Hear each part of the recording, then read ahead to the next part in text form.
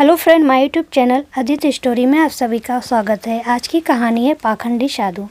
एक शहर में पुलिस ने सभी चोरों की नाक में दम कर दिया था। सारे चोर एक के बाद एक पकड़ा रहे थे। बस एक चोर जैसे तैसे बचकर एक जगह जा छिपा था। तभी उसे एक ख्याल आया कि क्यों ना वो भगवा पहनकर साधु बन जाए। ये दुनिया चोरों को तो जूता मारती है, लेकिन अगर वही चोर भगवा पहन ले तो उसके पैर में पड़ी रहती थी। इस प्रकार चोर साधु बनकर घूमने लगता है। कुछ दिनों बाद पाखंडी साधु में एक कला थी कि वो बोलने में बहुत माहिर था। प्रवचन तो उसके बाएं हाथ का खेल था। इस कारण साधु की निकल पड़ती है। उसके बहुत से शिष्य बन जाते हैं। कई लोग उसके आगे पीछे घूमने लगते हैं। उसे मुफ्त में खाने को मिलने लगता है। बस उसे सांसारिक जीवन छूटने का दुख रहता है। पाखंडी साधु जंगल में अपने शिष्यों के साथ रह रहा था। तभी उसके आश्रम में एक सेठ आया। सेठ को भी पाखंडी साधु ने अपने बोलने की कला से प्रभावित कर लिया। साधु से मिलकर जब सेठ अपने घर पहुंचा तो उसे ख्याल आया, असल में सेठ को एक दुविधा थी।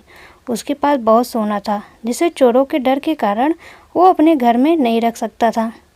उसने सोचा क्यों ना ये सोना साधु के आश्रम में रख दिया जाए, क्योंकि साधु को कभी कोई मोह माया नहीं रहती है। वो तो भगवान का रूप होते हैं। किसी को ऐसे देवता पर शक भी नहीं होगा कि उनके आश्रम में सोना गड़ा हुआ है।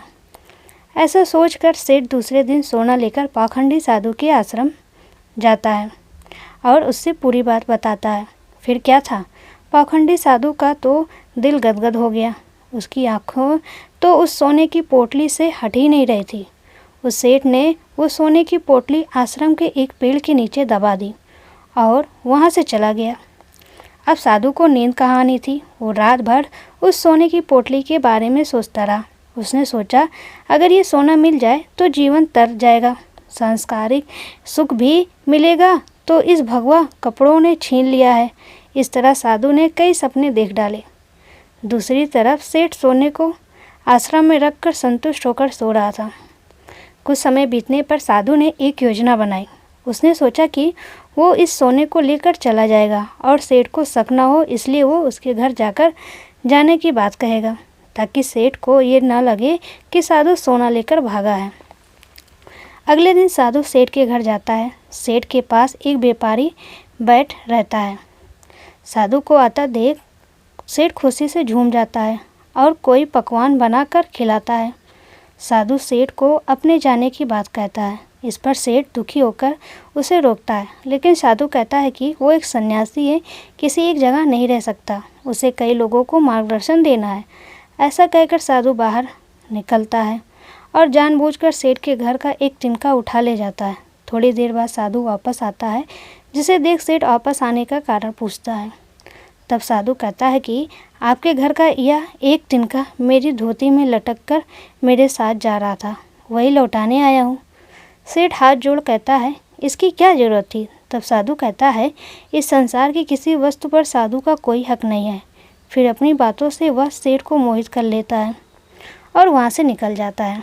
यह सब घटना सेठ के पास बैठा व्यापारी देखता है और सेठ से पूछता है कि कौन है ये साधु। तब सेठ उसे पूरी बात बताता है, जिसे सुनकर व्यापारी जोर जोर से हंसने लगता है। सेठ हंसने का कारण पूछता है।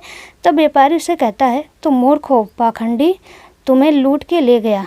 जिस पर सेठ कहता है, कैसी बात करते हो, वो एक संत है, बहुत ज्ञानी है। व्यापारी कहता है, अगर तुम्हें अपना सोना बचाना है तो उस जगह चलो जहाँ सोना दबाया था। सेठ उसे वहाँ लेकर जाता है और खुदाई करता है, लेकिन उसे कुछ नहीं मिलता। वो रोने लगता है। तब व्यापारी उसे कहता है, रोने का वक्त नहीं है, जल्दी चलो, वो साधु दूर नहीं गया होगा। सेठ और व्यापारी पुलिस को बोलते हैं और पुलिस उस पाखंडी साधु को ढूंढ लेती है।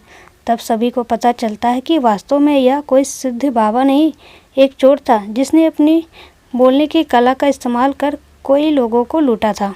पुलिस से बचने के लिए भगवा पहन लिया था। सोना मिलने के बाद सेठ की जान में जान आती है। सेठ व्यापारी से पूछता है कि उसे कैसे पता चला कि वो साधु पाखंडी है। व्यापारी ने कहा, वो साधु बार बार अपनी आपकी तारीफ कर रहा था। संत कितने महान होते हैं, बार बार ये दोहरा रहा था। जबकि जो सच मायने में संत होते हैं, उन्हें इस बात को दोहराने की ज़रूरत नहीं पड़ती। इसलिए मित्र, आज के समय में जो भगवा पहनकर प्रवचन देते हैं वो सभी संत नहीं होते हैं।